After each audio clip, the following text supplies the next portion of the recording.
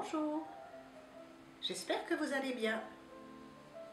Je vous propose ce soir une deuxième histoire. Elle s'intitule « La mouche qui voulait être un papillon ». Il était une fois une petite mouche qui vivait avec sa famille dans une pomme moisie au pied d'un grand pommier.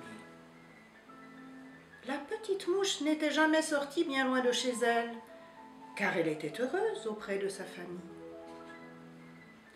Il faut dire qu'il n'y avait jamais personne qui passait près de ce pommier. Peut-être de temps en temps une fourmi ou deux qui était trop occupée à travailler pour prendre le temps de saluer la famille mouche. Par une belle journée d'été, la petite mouche se prélassait au soleil sur le haut de sa pomme pourrie en regardant les nuages bouger lentement. Quand soudain, flip, flop, ça alors, la petite mouche aurait juré entendre quelque chose. Flip, flop. C'était un magnifique papillon. Elle n'en avait jamais vu de toute sa vie de mouche. Le papillon était de toutes les couleurs. Ses ailes étaient immenses et dorées, parsemées de taches rouges, bleu turquoise et violettes. Chaque aile était ornée en son centre d'un large cercle noir intense, lui-même entouré de verres brillants. La petite mouche n'en croyait pas ses yeux à facettes. Ce nouveau venu était tellement beau. Elle ne pensait pas que des ailes pouvaient avoir des couleurs. Elle avait toujours pensé que tous les autres animaux volants de la terre possédaient des ailes comme les siennes, petites, fines et transparentes. Le papillon lui adressa la parole. « Bonjour, dit-il, je crois que je me suis perdu sous ce pommier. Pourriez-vous m'indiquer la direction de la forêt ?» La petite mouche n'était certes jamais sortie de chez elle, mais elle connaissait bien la direction de la forêt, pour avoir souvent vu ses parents prendre le chemin. Sans dire un mot, elle montra du doigt le chemin au papillon. Elle aurait bien voulu lui poser des tonnes de questions pour savoir comment il avait fait pour avoir des ailes si jolies, mais elle était tellement éblouie par la beauté du papillon qu'elle n'arrivait plus à parler. Le papillon la remercia et s'enfuit d'un vol léger en direction de la forêt. La petite mouche ne conta rien de cette expérience à sa famille et quelques jours passèrent. Cependant, elle n'arrivait pas à oublier le papillon. À vrai dire, elle y pensait sans cesse, du matin au soir et même la nuit. Comme elle se sentait laide quand elle pensait à lui, avec ses ailes d'or qui scintillaient sous le soleil d'été. Alors, un beau matin, elle décida de partir pour devenir un papillon. Elle prit tout naturellement le chemin vers la forêt. Malheureusement, il n'est pas facile pour une petite mouche de devenir un papillon. C'est même impossible. Et elle s'en aperçut bien vite. Tous les animaux qu'elle croisait lui répétèrent la même chose. C'était impossible.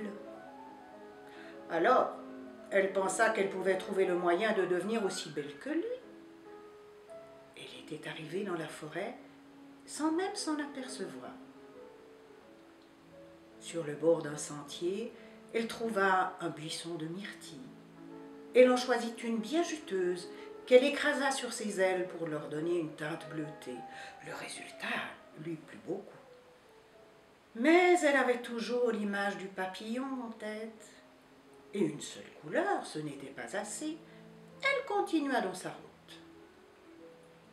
Plus loin, quelques coquelicots choisis soigneusement lui servirent à ajouter un joli rouge vif sur le bord de ses ailes, qu'elle compléta avec du jaune d'or de différents pollens.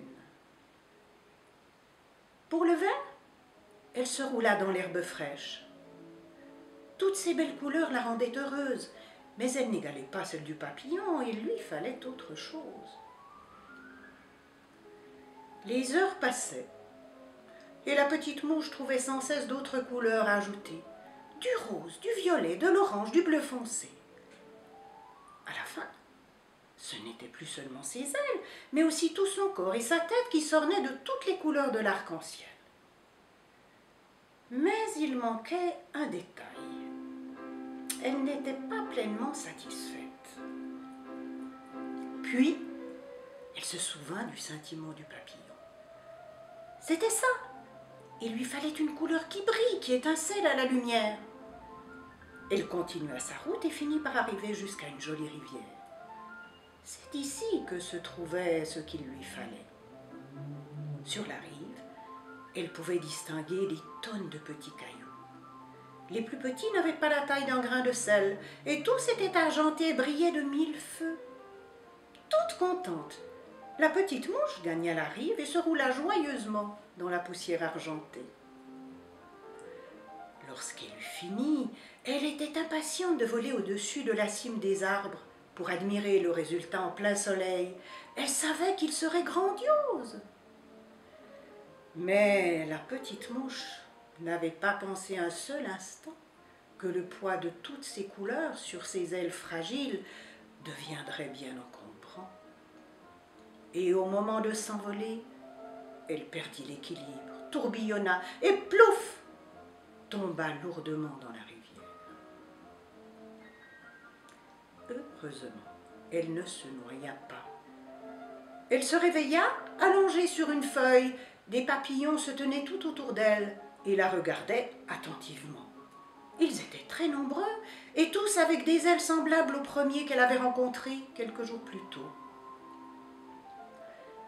Quelle ne fut pas sa déception quand elle vit que l'eau de la rivière avait enlevé toutes les jolies couleurs sur ses ailes. Alors, elle se mit à pleurer. « Pourquoi pleures-tu » demanda un des papillons. « Nous t'avons sauvé de la noyade, tu ne risques plus rien maintenant. »« Mes ailes ont perdu toutes leurs belles couleurs, expliqua la petite mouche, je suis si triste. » Le papillon parut très surpris, il semblait ne pas comprendre. « Mais, dit-il, tes ailes sont magnifiques. Nous n'en avons jamais vu de pareilles. Et beaucoup d'entre nous aimeraient avoir les mêmes. Regarde comme la lumière passe à travers. Elles sont si fines et élégantes qu'elles semblent invisibles. Nos ailes à nous sont opaques et lourdes, et on ne sait jamais vraiment comment les mettre quand on ne s'en sert pas. Et pour dormir, elles ne sont pas pratiques. Il faut sans cesse faire attention à ne pas les froisser car elles sont fragiles. Ah, vraiment, je t'envie. » La petite mouche regarda alors ses ailes dans lesquelles le soleil se reflétait.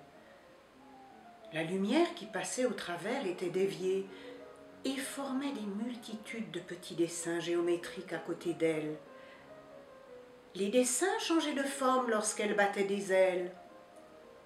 Elle fut contente de ne pas avoir les ailes lourdes et encombrantes des papillons, et elle avait compris que ses ailes à elle étaient aussi magnifiques, mais d'une beauté différente de celle des papillons.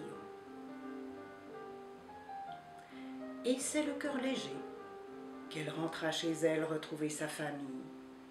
Non seulement elle était heureuse d'être une petite mouche, mais elle avait aussi découvert le monde. Elle se promit de sortir plus souvent de chez elle pour découvrir encore de nouvelles choses. Et elle devint très amie avec les papillons. À bientôt les petits loups.